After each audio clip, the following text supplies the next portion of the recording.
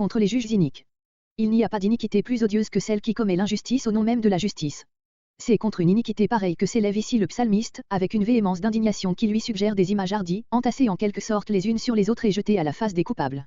Aucun indice ne révèle l'occasion précise qui suggéra au psalmiste de telles menaces.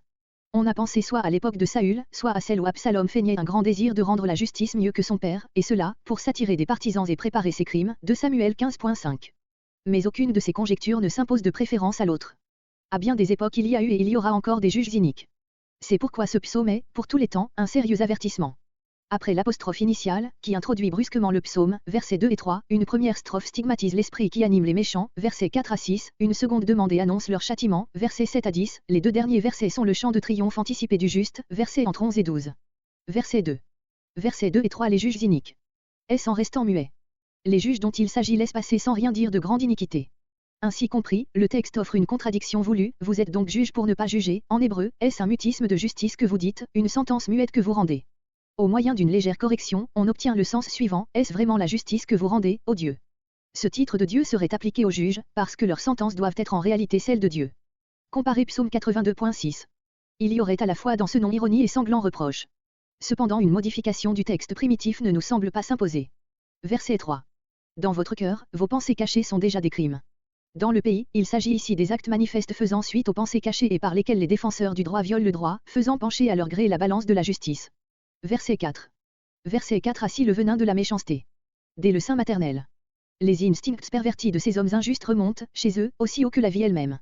C'est une constatation semblable que nous trouvons Psaume 51.7. Seulement la grande différence entre les hommes, tout mauvais de nature, est que les uns confessent leur perversion innée et s'en accusent, Psaume 51.7, tandis que les autres l'approuvent et travaillent à la renforcer. Les menteurs. Il est certain que tels instincts mauvais apparaissent dès la naissance avec plus de force chez les uns que chez d'autres. Verset 5. Comme l'aspic. Parmi les méchants eux-mêmes, comme parmi les serpents, il y a des degrés de malignité. Les plus dangereux sont ceux qui sont volontairement réfractaires à tous les charmes, toutes les bonnes influences, qui neutraliseraient leur venin. Verset 7. Verset 7 a dit imprécation. Brise-leur les dents. En face de méchants endurcis à ce point, il n'y a qu'une chose à faire, briser leurs armes. Verset 8. Qu'ils disparaissent. Rendus incapables de nuire, ils seront bientôt incapables de vivre. Verset 9. Comme la limace, dont la marche laisse sur la terre une traînée de matière gluante, de sorte que le préjugé populaire pouvait y voir une dissolution graduelle de l'animal lui-même. Roïs. Verset 10. Avant que vos chaudières. L'image de ce verset est sans doute empruntée à une expression proverbiale bien connue des lecteurs hébreux. L'Ecclésiaste emploie une image qui offre quelque analogie avec celle du psalmiste, comme le bruit des épines sous la chaudière, ainsi est le rire des insensés, Ecclésiaste 7.6, Ézéchiel met dans la bouche du peuple le dicton suivant, la ville est la chaudière et nous sommes la viande, Ézéchiel 11.3. Dans notre psaume, les chaudières, avec ce qu'elles contiennent, représentent les entreprises des méchants, les épines, qui servent de combustible, sont leurs méchantes inspirations. Avant qu'ils aient mis sérieusement la main à l'exécution de leur projet, le combustible, aussi bien que la chaudière, sera jeté au loin par le vent du désert. Verte ou enflammée, la catastrophe peut arriver à tout moment, que les épines soient encore vertes, hébreux, vives, ou qu'elles forment déjà un brasier. Verset 11. Verset entre 11 et 12 conclusion, la joie du juste. Il baignera ses pieds.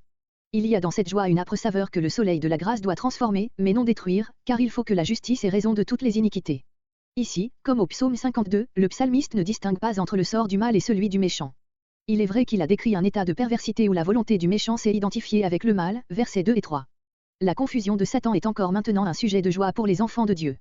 Verset 12. L'on dira, hébreu, l'homme, Adam, dira, ce même fils d'homme qui a souffert des sentences des soi-disant juges, verset 2. L'ensemble de la race humaine souffre et soupire, passant d'une suggestion à l'autre et sans savoir s'attacher à son vrai libérateur.